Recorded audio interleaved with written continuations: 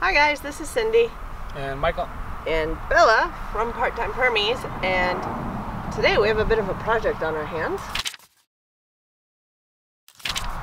Yeah, so we've been waiting for a couple months for these Boyko's tree crops, which does a whole variety of heirloom and specialty, mostly cold hardy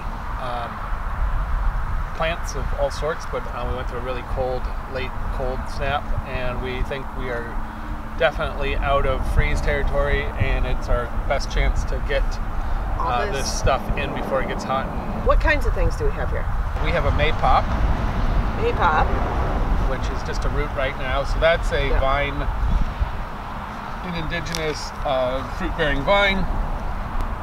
We have in two types of quince. We got another two pawpaws of fairly good size. You definitely need two to pollinate. Yeah. So I made sure I got some more, and I paid a little extra to get some bigger ones. They are picky. So we have the pawpaws in. We got a number of hazelnuts. We got some small rhubarb starts, which is actually just starting to go into harvest right now. Good King Henry, which we got some samples a few years ago, is a root. It's a mild root that you dig up and eat and cook. Two different types of pecans. So we have a pecan that we've been trying to baby, and it actually needs to go in the ground today. It's pretty well established. It's called pecan. So we got two more cultivars of cold hardy pecans with the idea that, I don't know if they need to cross pollinate, but with the idea that we can get at least one or two of these to get into some big nut bearing trees over the years. We got an heirloom apricot.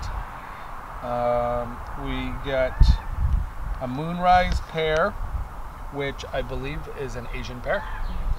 And we got a LeConte pear, which is an old storage pear that doesn't taste too good fresh, but once it's sat for a while, they're quite nice. And I'm guessing the sugars convert it as they sit in storage. So. Yeah, it's definitely a long storage pear. We also have a marshmallow, which you always wanted. Yeah. So we're gonna start finding some homes for these. Now our goal eventually is to take out some of the tall locust trees in our front and open up some. And the ones that are going to fall over one day by themselves. Because they're leaning. Cracking. But yeah, so we need to open up some sunshiny places for our new trees, but we don't have time to do all that today. So we're going to find some homes to put these. We can always take some of these and propagate them ourselves once they establish. So we just need to find some homes for them. So yeah, the goal is to get them in the best available spot where they will grow, survive, not be trampled, and while they may not be perfectly aligned, we'll work around that. We just need to put somewhere where some of the trees, we may not ever be able to move them, so they need to show up somewhere reasonable. Yeah.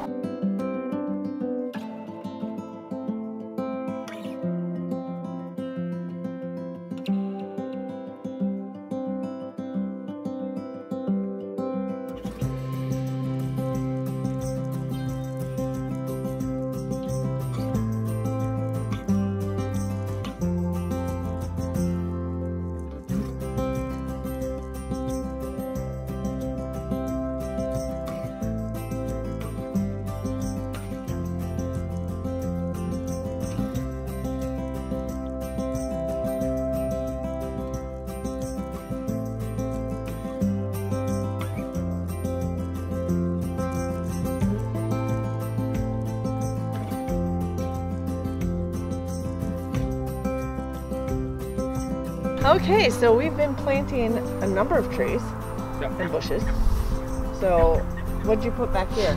We mostly are traditional fruit trees, so pears, two types of traditional old storage pears, one Asian pear. We're going to move another Asian pear up front.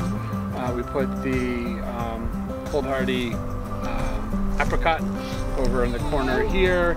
We put all the hazelnuts. We replaced some hazelnuts that didn't make it and take last year. We have some there, so they'll all interact together. So we've created sort of a ring around the perimeter of the property, trying to stay away from the oak tree and the loss of light there. So basically in the drip line of the oak tree and just a little further out. Leave enough room for the chickens to move through, get the tractor and the truck through here when we need to move some heavier material. But we've filled much of this area for these take for the long term for fruit trees, and that's just lower story stuff.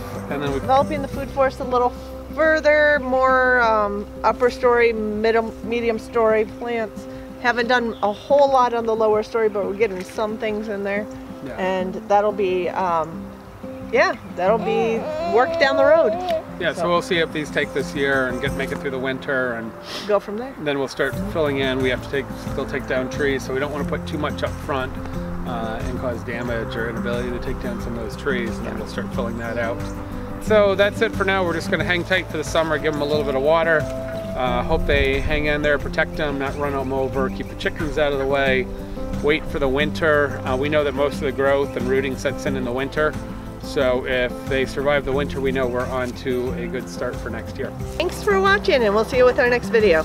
Take care, guys.